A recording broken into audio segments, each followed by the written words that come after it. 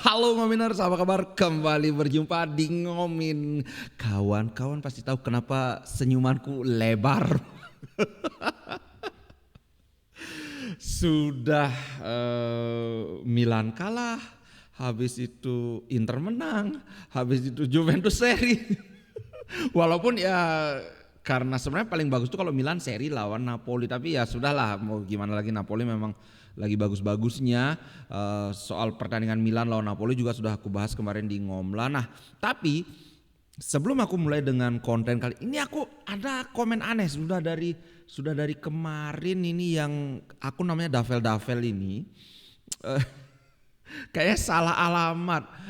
Bro, kalau bro nonton, aku punya satu lagi konten yang ngebahas sepak bola secara umum, terutama Serie A, di mana di sana aku sebagai komentator yang relatif netral lah. Kalau di sini ini sarangnya Inter Milan, bro. Tapi aku juga curiga ini Davel ini kayaknya ada yang nggak beres. Coba, ini ada lagi komentarnya dan aku kesulitan memahami. Langsung aja ya aku gini. Nah ini, teman-temanku tolong dijawab. Ketawa. Kenapa ya kok dia main lawannya nggak kena penalti ya kartu merah? Ada yang ngerti nggak ini maksudnya apa? Dia main itu aku asumsi karena ini kan di live reactionku yang Inter lawan Empoli kan. Kenapa ya kok dia main lawannya nggak kena penalti ya kartu merah? Aduh, kalau aku terus terang, apa maksudnya harusnya itu nggak kartu merah. Terus di bawahnya ada lagi. Karena ada yang ya namanya juga sarang Inter ya, ada yang ngomen-ngomen inilah karena Napoli menang 2-0 nggak nyambung. Nah, terus ini ada lagi. Nggak ada apa-apa kawan. Oh ini nggak kelihatan, sorry. Nggak ada apa-apa kawan. Aku apa yang mataku nggak bisa lihat ya? Pemain tim kesayangan jatuhnya dikit karena ada pegangan dikit aja yang di kartu malah yang jatuh. Bro, terus terang aku nggak ngerti bro. Tapi aku anggap ini dia mau nyari drama. Ya udah, ayo, jangan kira aku nggak suka drama. Aku suka drama. Kalau soal kartu merahnya itu yang dipermasalahkan, aku liatin ini kejadian sebelum kartu merah ya. Kita lihat sama-sama aja. Ini si bulu curu, aduh siapa namanya lupa aku, pokoknya pemain dari Georgia yang susah. Ini Turam, lihat posisi ini, bola di bawah, kakinya aja sudah lihat. Sekarang aku ini sudah aku perlambat ya, coba kita lihat langsung. Teng, das, lihat bro, kakinya di mana, bolanya di mana. Itu jelas-jelas pertama dia nginjek betisnya Turam, udah nginjek, bukan langsung dicabut tapi terus diselonjorin sampai keseret ke bawah kakinya. So ini di universe manapun, di multiverse-nya Marvel pun ini bakalan kartu merah. Aku buat Davel, sorry kalau mungkin kamu merasa tersinggung karena aku ada salah ngomong, tapi sekali aku bilang ini channel Inter bro. Kalau pingin yang netral-netral di channel Ngomla. So oke, itu intermezzo aja. Terus aku masih nggak ngerti apa maksudnya dia. Anyway, ini ada beberapa hal yang selain pertandingan. Aku masih agak bingung nih. Kalau ada waktu akan aku review pertandingannya. Tapi kalau nggak aku akan bagi jadi dua aja. Karena berita terutama wawancara-wawancara yang menarik itu ada cukup banyak. Takutnya nanti kalau terlalu lama kasihan pulsa kalian nanti nggak kuat nonton atau kasihan bosen nontonnya. Oke. Nah pertama, woi, Palacios akhirnya debut. Aku tahu pasti banyak sekali yang sudah menanti-nanti. Dia bilang, wah Lautaro dan Korea sangat membantu saya. Ini langsung aja aku ini kan ya. Saya sangat bahagia telah melakukan debut bersama seragam Inter. Saya ingin berterima kasih kepada rekan-rekan saya dan pelatih dan juga manajer untuk memberi saya semangat dari momen pertama di sini. Wah, kemudian tapi ketika dia ternyata menggantikan De Vrij, yang digantikan kan back yang sangat senior, apa dia terkejut atau nggak menyangka? Ternyata dia bilang enggak. Kenyataannya bahwa semua dari kami telah berharap akan momen ini. Saya telah berlatih, menunggu untuk ini terjadi dan selalu berusaha untuk siap dan melakukan yang terbaik atau memanfaatkan semaksimalnya dari kesempatan ini. Pelatih memberitahu saya untuk memanfaatkan momen, menikmati momen dan berusaha untuk menggerakkan bola secepat mungkin atau secepatnya. Nah, kemudian dia ketika ditanya tentang bagaimana selama di Inter, dia bilang banyak rekan-rekan yang membantu saya dari game pertama. Saat ini saya akrab dengan Lautaro dan Tuku, si tukang barbeque. Karena mereka juga dari Argentina tentu saja, tapi semua rekan saya membuat saya merasa nyaman dari awal dan saya semakin merasa berada di rumah setiap hari. Saya sangat happy dan di momen ini tujuan saya adalah mendapatkan menit yang lebih banyak lagi di lapangan. Nah ya ini yang penting nih. Saya datang dari tipe football yang berbeda, yang mana sepak bola di Argentina sangat berbeda dengan sepak bola Italia. Nah, ini adalah perubahan yang sangat besar bagi saya, tapi saya berkomitmen untuk mengambil tanggung jawab ini dan belajar dari hari ke hari. Gitu dia bilang, bro. Wih mantap. Menurutku dari debut Thomas Palacios tidak terlalu banyak yang bisa kita nilai karena satu, Empoli sudah bermain dengan 10 orang pemain, dua mereka sudah kelelahan. Yang ketiga mereka tidak banyak menyerang, jadi ya kita susah menilai bagaimana kualitas pemain bertahan pada pertandingan di mana itu sudah berat sebelah. Tapi at least not bad, itu yang penting, nggak jelek. Kemudian berikutnya apa ya? Oh, ini kayaknya nih lumayan ini. Akhirnya Lautaro berkomentar secara jujur tentang Ballon d'Or dan dia tidak bisa menyembunyikan kekecewaannya. Kawan-kawan pasti sudah tahu ya, Lautaro itu ada di peringkat ke-7. Sebentar ini agak aku jauhin biar nggak kena keplok nanti. Nah dia ada di peringkat ke-7. Nah terus terang bagiku pribadi, aku bisa terima bahwa dia tidak memenangkan Ballon d'Or. Tapi peringkat 7 harusnya lebih dari peringkat 7. At least dia mesti masuk 3 besar atau paling tidak 4 besar masuk mestinya. Tapi kita dengarkan saja apa komentar si Lautaro. Alright, nah Lautaro bilang gini, sebentar. Nah ini dia tentang peringkatku di peringkat ke-7 dalam pemilihan Ballon d'Or. Ya ada ruang untuk peningkatan. Sejujurnya saya mengharapkan lebih, maksudnya lebih dari sekedar peringkat 7 kan. Tapi kadang-kadang penghargaan tidak ditentukan secara adil. Tapi saya senang karena saya kembali ke bentuk terbaik saya, performa terbaik saya. Saya tiba agak terlambat setelah musim yang panjang dengan final Copa America dan kelelahan yang masih membekas.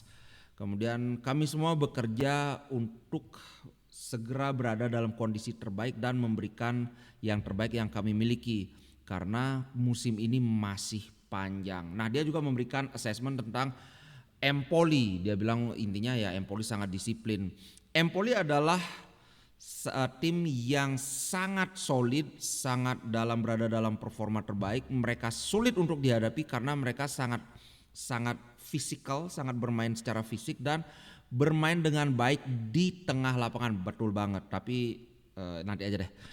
Kami menyiapkan diri dengan baik dengan extra man atau dengan pemain ekstra, kan mereka cuma 10, kita 11 di lapangan, dan saja hal bisa menjadi lebih mudah gitu. Nah begini, mereka bermain dengan baik di lapangan tengah, menurutku itu lebih karena Internya yang nggak main bagus. Kita tahu lah, kan kebanyakan nonton ya live reactionku ya. Ya memang gara-gara Fratesi lapangan tengah kita imbalance, walaupun ya ini terlepas dari dia mencetak 2 gol, which is good. Aku nggak mau mengambil kredit dari Fratesi. Ini bagus dia mencetak gol, tapi di sisi lain kita nggak bisa pungkiri bahwa kebiasaan Fratesi yang sering maju ke depan, sering meninggalkan posnya, ini sama aja kita punya 3 pemain yang minta dilayani, Lautaro, Thuram, dan sekarang Fratesi juga. Sedangkan kita perlu pemain yang mau melayani di lapangan tengah. Ya itu sih menurutku kenapa lebih tepatnya begitu, kenapa lapangan tengah Empoli kelihatan bagus karena lapangan tengah kita yang kurang perform. Begitu bro, gimana menurut pendapat kawan-kawan? Alright, berikutnya adalah nah ini bro, Fratesi. Aku kan udah bilang jangan dihina-hina terus. Gara-gara dihina terus dia masa ngambek loh. Habis ngegol nggak mau selebrasi. Ngegol kedua tetap juga nggak selebrasi. Inilah gara-gara kawan-kawan.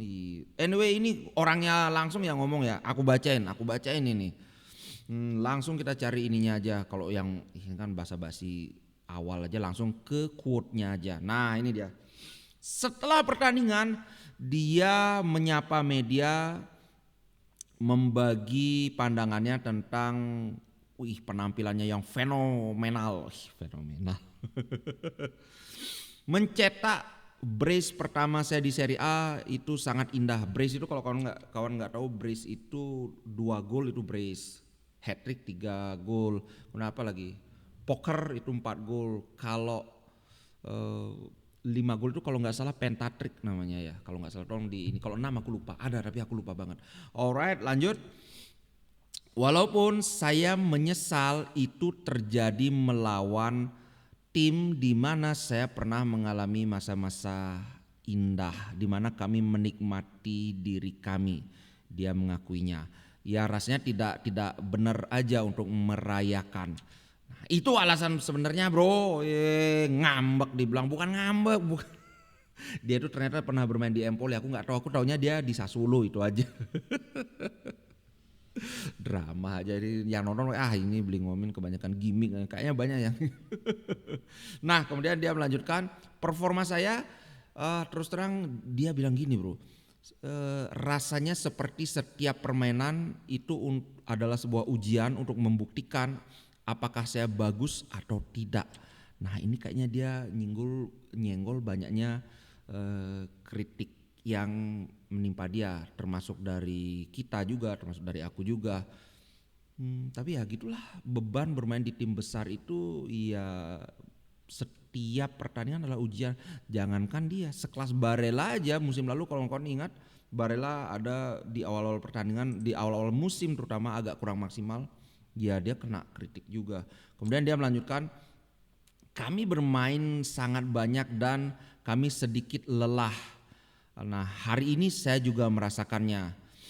Kami secara konstan bergerak dan saya melalui foggy period. Foggy period itu adalah, fog itu kabut kayak ya limbung gitu, kayak enggak bagus, kurang jelas mau kemana, kurang jelas maunya apa kayak gitu kan. Nah lanjutannya, tapi talenta seorang pemain harusnya diakses atau dinilai melalui periode panjang. Maksudnya ketika dia lagi jelek itu nggak bisa langsung dijudge, wah ini pemain jelek. Harus kita lihat dari misalnya dari 30 penampilan, dari 20 baru kita secara umum dia bagus apa enggak kayak gitu. Ya aku setuju aja sih.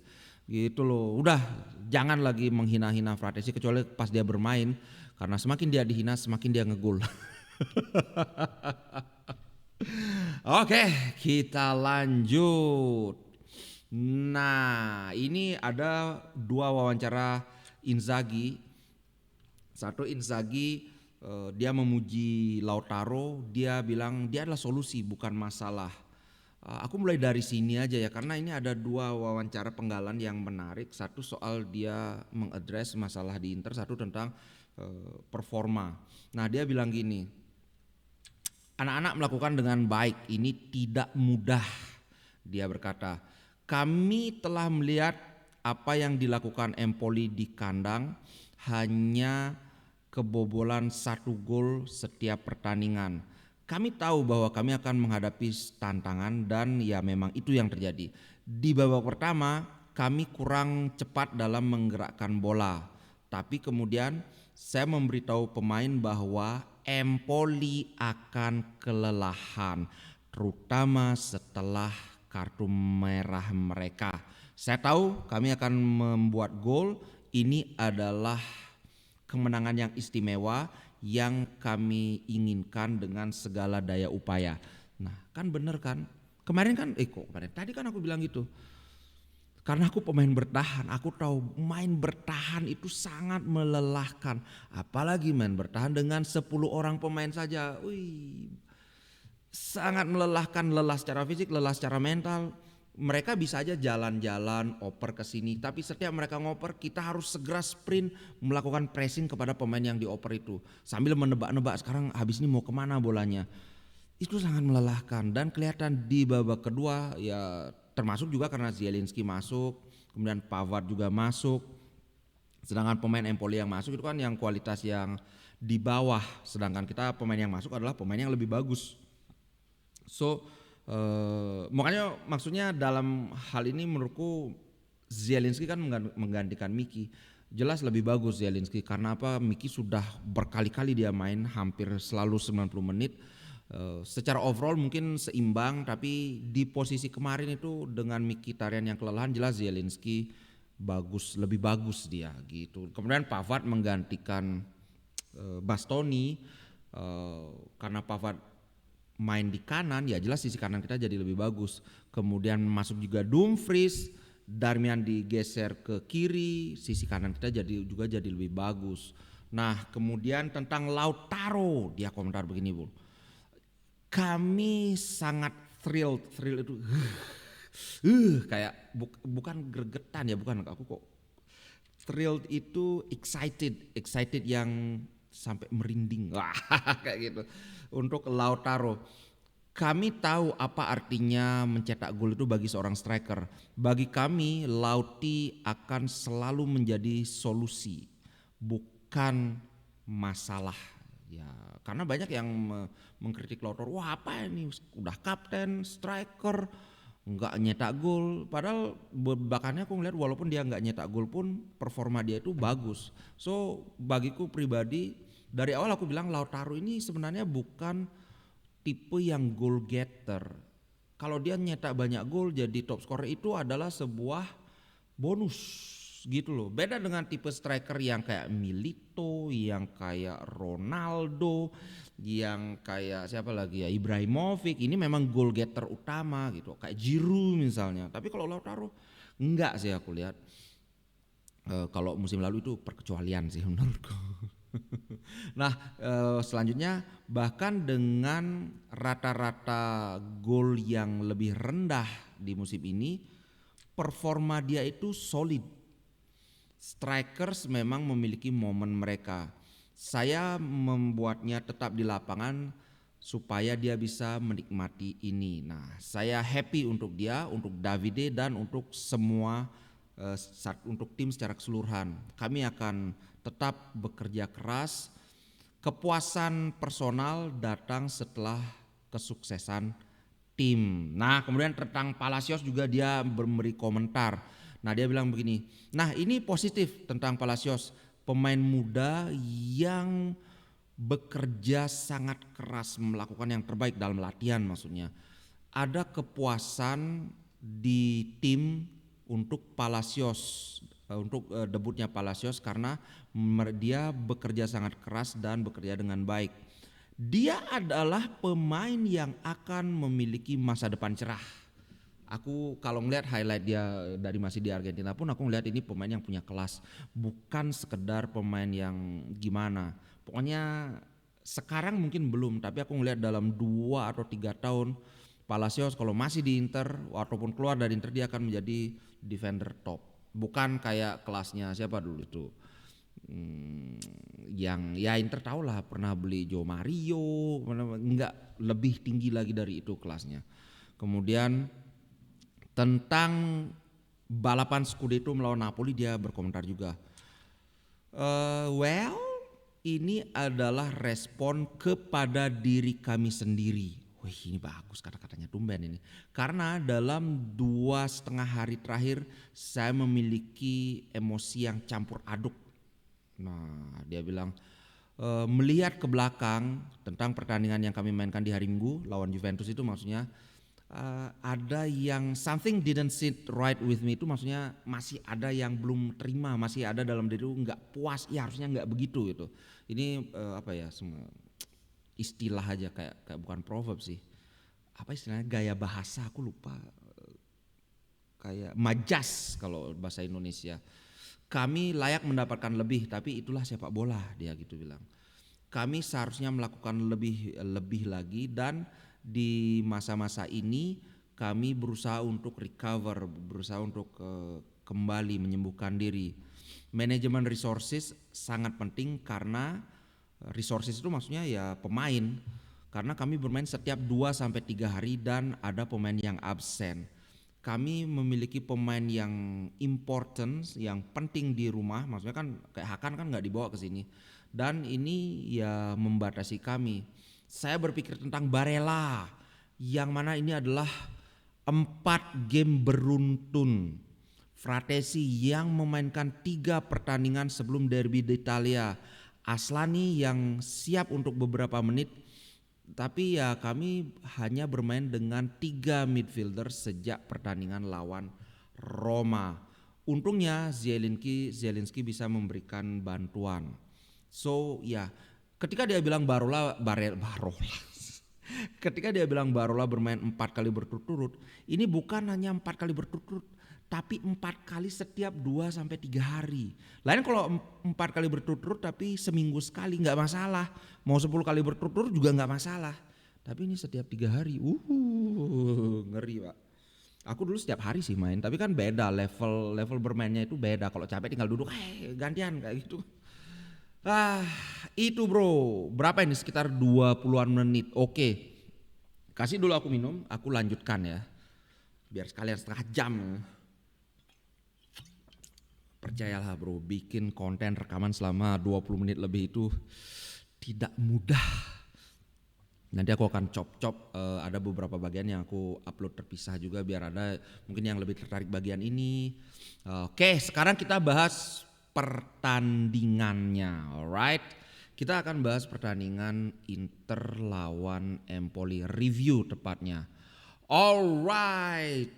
Sebenarnya, nah ini aku tidak bikin bahasan tersendiri seperti pertandingan lawan Juventus, karena ya pertama pertandingannya tidak sepenting itu, bukan tidak penting, tidak seseru itu, karena levelnya antara Inter dan Empoli kan beda ya, kita sama-sama tahu. Nah, terus terang di babak pertama, kalau ini aku perlihatkan dari statistik di SofaScore, Inter jelas lebih menguasai pertandingan, bahkan itu 74-26%. Tapi ini kan gara-gara di sekitar menit berapa, 28 atau berapa, itu siapa sih namanya, aku penasaran. Goglicidze susah. Goglicidze kena kartu merah, which is aku sudah tunjukkan di awal, ini memang kartu merah yang sangat layak. Aku nggak ngerti kenapa dia melakukan pelanggaran kayak gitu, karena ini pemain Empoli itu masih banyak ya, ini salah sendiri gitu loh.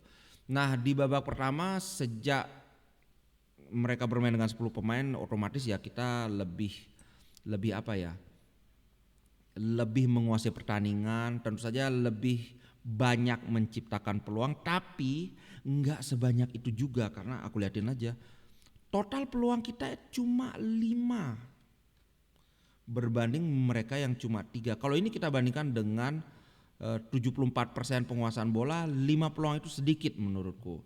Nah tapi kemudian seperti yang tadi aku bahas, yang dikatakan oleh Inzaghi bahwa ini gol itu akan datang, mereka akan kelelahan di babak kedua. Benar saja, di babak kedua dari semula Inter cuma mencetak 5 peluang, itu naik total 2 kali lipat, 10 peluang. Kalau mereka ada 3 peluang, tapi aku tidak berpikir bahwa peluang mereka itu peluang berbahaya gitu loh. Ada sih kayaknya penyelamatan dari Sommer, coba aku lihat. Sommer itu berapa sekali? Ya betul, 1 kali penyelamatan. Tuh kan aku ingat juga dikit-dikit 1 kali penyelamatan, dan itu pun penyelamatan yang dari dalam kotak penalti. So aku tidak melihat ada ancaman yang sangat berarti buat Inter Milan. Ya sekali lagi karena musuhnya Empoli kan. Paling kemarin tuh yang menurutku bagus Fazzini, Ombon kan, Ombon bilang, gimana beli Fazzini. Nah sebelum itu aku nggak mengamati fase ini gimana. Abis itu baru oh ya lumayan bagus. Nah, bukti lain dari bahwa Inter itu tidak mengalami serangan yang berbahaya kita bisa lihat dari expected goal-nya. Expected goal dari Empoli itu cuma 0,26. Ini adalah angka yang kecil. Kalau kawan-kawan lupa, expected goal ini adalah situasi situasi di mana kualitas dari sebuah peluang. Jadi angkanya dari 0 sampai 1. Kalau 1 itu artinya dalam bahasa awam itu mestinya gol gitu. Siapapun, nenek saya pun kalau itu pasti ngegol, kualitas tembakannya bagus. Nah, itu tentunya parameternya banyak dari kualitas umpannya, posisinya di mana, adakah pressing yang dilakukan, apakah dia one on one dengan kiper. Nah, itu. Jadi expected goal Empoli itu cuma 0,2. So 0,2 ini kan artinya ya peluang mereka nggak bagus-bagus. Nah, di sisi lain aku juga kembali mau mengomentari berlawanan dengan sangkaan orang-orang. Beberapa kali memang Inter terlihat tidak bisa memanfaatkan peluang, tapi kalau kita lihat gambaran besarnya, kita bandingkan dengan tim-tim lain, karena begini, expected goal ini adalah sebuah statistik yang berasal dari data yang banyak sekali, dari banyak sekali tim yang diukur, dan itu sudah data bertahun-tahun. Artinya adalah ketika tim lain mendapatkan peluang seperti yang didapatkan Inter, ternyata mereka juga banyak yang nggak sempat mencetak gol dengan peluang itu. Aku perlihatkan saja ya. Expected goal Inter Milan adalah 1,1. Tapi kawan-kawan sudah pasti tahu kan, jumlah gol kita itu 3. Artinya antara kalau melihat dari kualitas peluangnya itu sebenarnya nggak bagus-bagus banget, tapi ternyata kenyataannya kita mencetak 3 gol. Ini adalah angka yang bagus. Dan terus terang beberapa kali aku sempat bilang di musim ini kita lebih efektif dibandingkan musim-musim sebelumnya. Tapi di sisi lain kita tidak terlalu banyak mencetak peluang. Gitu bro. Nah, ini apa yang terjadi ini ya, tentunya perlu pengamatan lebih jauh lagi. Cuma aku ingin meluruskan aja bahwa aku ngomong itu ada dasarnya, bukan asbun, bukan asal ngomong ini mau belain Inzaghi aja, mau belain ini aja, udah jelas-jelas Inter banyak buang peluang dibilang enggak. Kalau kita kan harus menempatkan segala hal itu dalam perspektif. Artinya kalau kita bilang Inter banyak buang peluang, bagaimana kalau kita bandingkan dengan tim lain? Ternyata tim lain lebih banyak lagi ngebuang peluang gitu loh. So itu ya, karena segalanya itu relatif. Menurutku ya betul, memang kita mencetak secara total itu berapa ya? Secara total kita membukukan 15 peluang. Kita nyetak 3 gol, berarti ya ada 12 peluang yang terbuang percuma kan. Tapi ya kan kita sebagai orang yang ngerti kan, nggak cuma melihat statistik ya 15 peluang berarti 12 peluang, enggak, kita kan harus menilai juga lebih dalam lagi kualitas peluangnya kayak bagaimana, ada pressingnya atau enggak, jarak dari gawang kayak gimana, nah kayak gitulah pokoknya. Oke, sekarang aku mau mengomentari tentang pemain juga kan. Pertama Yann Sommer, lagi-lagi Yann Sommer ngopi satu tembakan yang aku nggak ingat, kayaknya itu pun juga nggak terlalu berbahaya ya tembakannya, tapi aku lupa sih tembakan mana ini yang diselamatkan oleh Sommer. Karena aku nggak ingat berarti nggak terlalu penting. Jan Bisek, trio center back kita menurutku semua tampil bagus, tapi sekali lagi ini bukan karena kualitasnya yang bagus, tapi ya karena serangan dari Empoli nggak bagus. So apakah masalah lini pertahanan kita sudah teratasi? Aku nggak bisa bilang iya, karena apa? Sekali lagi ya itu, lagi-lagi karena memang kualitas serangan dari Empoli nggak bagus-bagus amat. Ujian ini bukan untuk lini pertahanan kita, tapi ujian ini adalah untuk lini tengah kita. Seberapa besar kita bisa creating chance, seberapa besar kita, atau kalau istilahnya Inzaghi seberapa cepat kita bisa mengalirkan bola, karena tampaknya Inzaghi ingin lebih cepat lagi bola dialirkan, dan terus terang kita melihat perubahan yang sangat drastis di babak kedua. Bahkan sebelum Zielinski masuk pun aku ngelihat sudah ada perubahan yang drastis. Aku ngelihat Fratesi itu tidak terlalu banyak meninggalkan lini tengah, artinya ya dia mau ngebantu gitu kan. Bahkan gol pertama dan gol kedua Fratesi pun kan beda. Kalau gol pertama itu kan dari Darmian yang nyundul, itu kan dia sudah di sana duluan, cuma Darmian yang ada di depannya Fratesi. Tapi kalau gol kedua itu kan agak dekat dengan garis kotak penalti, jadi posisinya masih agak lebih di belakang lagi, dan dia baru saja datang gitu loh, nggak kayak yang sebelumnya yang udah kesana duluan gitu. Nah itulah menurutku perubahan dari permainan Fratesi yang lebih pengertian. Kemudian dengan masuknya Zielinski juga lapangan tengah Inter jauh lebih baik.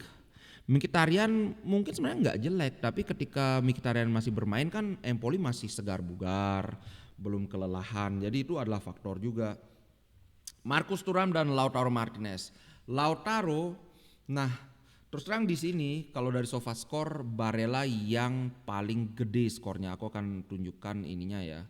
Barella itu kemarin kalau kita melihat secara ofensif mungkin dia tidak sebagus Hakan, tapi keterlibatan dia dalam permainan itu sangat gila. Kalau kawan-kawan lihat di sini, ini dia ada di mana-mana, bro.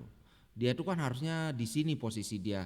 Anggaplah kalau gelandang bertahan kan di sini. Tapi kawan-kawan lihat, ini semakin merah artinya semakin banyak dia berada di sana. Dan merahnya itu dia di kanan dan di kiri. Berarti benar-benar melanglang buana. Kalau kita mau lihat lebih jauh lagi, 143 sentuhan. Wow.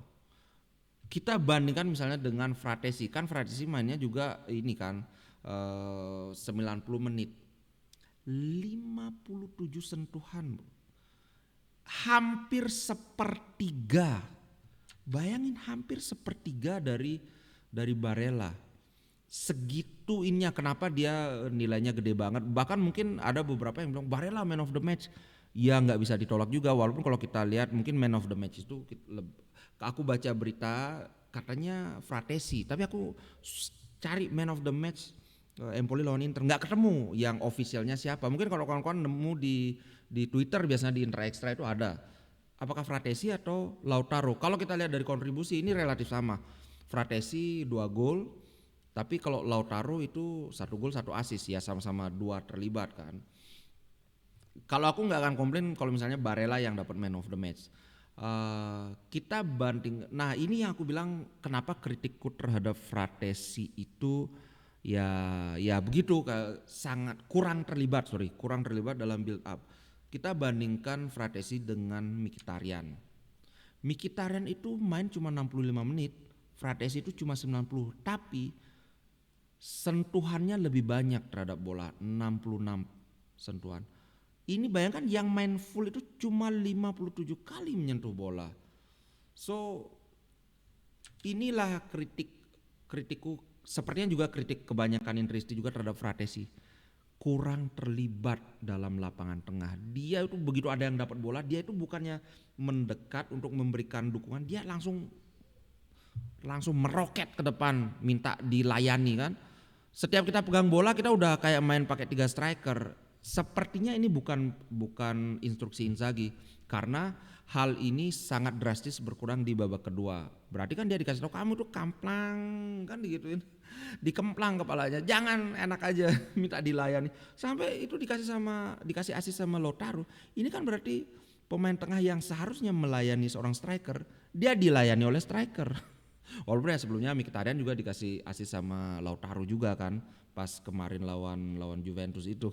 Tapi ya gambarannya kayak begitu.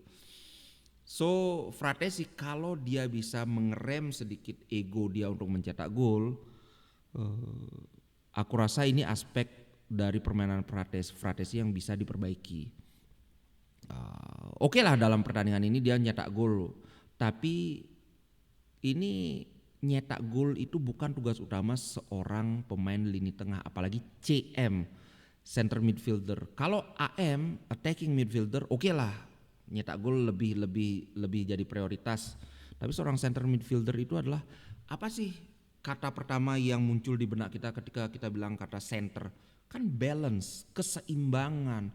Nah terus terang Fratesi itu setiap dia bermain kita melihat balance itu nggak ada.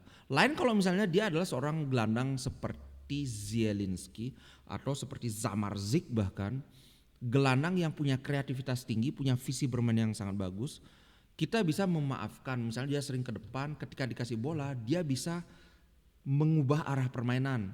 Kalau Fratesi nggak bisa, dia dapat bola antara dia shoot atau dia kasih final pass atau end pass istilahnya. Dan kan berapa kali dia dapat bola tidak selalu dia bisa berikan produk akhir yang memuaskan. Itu sih bro, ini aku nanti mau chat dia, cuma aku belum dapat nomornya Fratesi. Ntar aku mau nanya sama Barella, tolong bro Bare kasih aku nomornya Fratesi. Alright, dari penampilan Lautaro aku puas, tidak ada yang menurutku perlu dikritisi. Ya kalau bisa ditingkatkan ya jelas bisa-bisa aja, tapi kalau standar. Nah Thuram yang menarik adalah lagi-lagi Thuram menjadi magnet pelanggaran. Dulu dia kena dapat penalti kan, sekarang dapat kartu merah. Ini memang dari musim pertama, ingat gak musim pertama itu kan dia bikin 7 penalti kalau gak salah ya, apa 11 ya, 7 kayaknya. Aku gak ngerti, memang gaya bermain Thuram ini bikin orang gatel pengen ngelanggar ya. Oke itu aja guys, ini sudah berapa nih? Wih gila 30 menit, setengah jam, silahkan nikmati ini.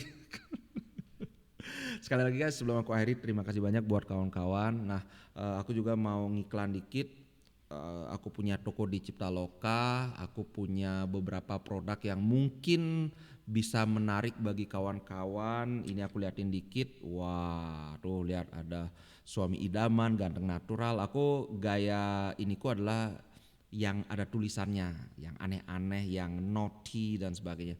Sosial media bersyukur ini andalan ini. Ini situasiku bro.